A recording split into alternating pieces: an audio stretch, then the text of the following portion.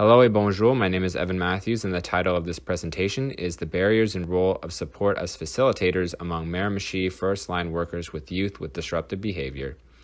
Given the importance of service delivery for youth with disruptive behavior, we sought to learn of barriers and facilitators in first-line workers' daily tasks serving youth with disruptive behavior.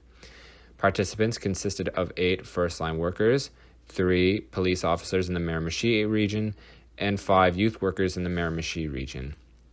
Participants took part in a semi-structured phone interview in order to generate data which would lead to themes. In terms of barriers, the first one that came up was other individuals in the lives of youth, and within this theme there were 2 sub-themes. The first being family and peers, so this would be family members who provided their child with drugs, for example, and the second one was community members. So this would be community members who would maybe be hesitant to give youth with disruptive behavior a job, and this would hinder their progress in being self-sustainable.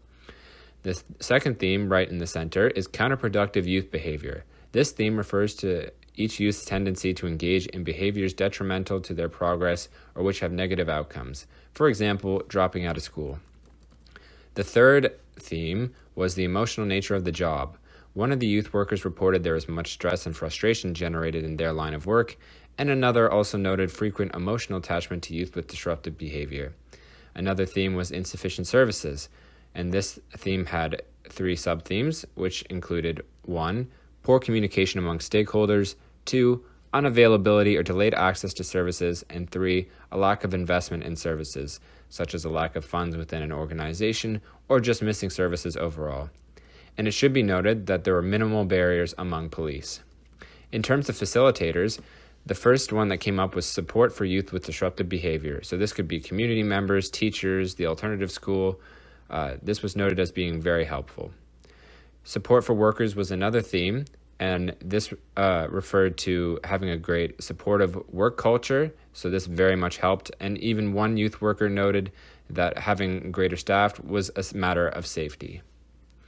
In terms of strengths, this is the first New Brunswick study to examine services and first-line workers with youth with disruptive behavior to the best of our knowledge, but there were some limitations as well in terms of biases, and one of the biases mentioned was social desirability bias, which refers to the tendency for participants to over-report desirable behavior and under-report undesirable behavior to improve perception of this individual by the researcher.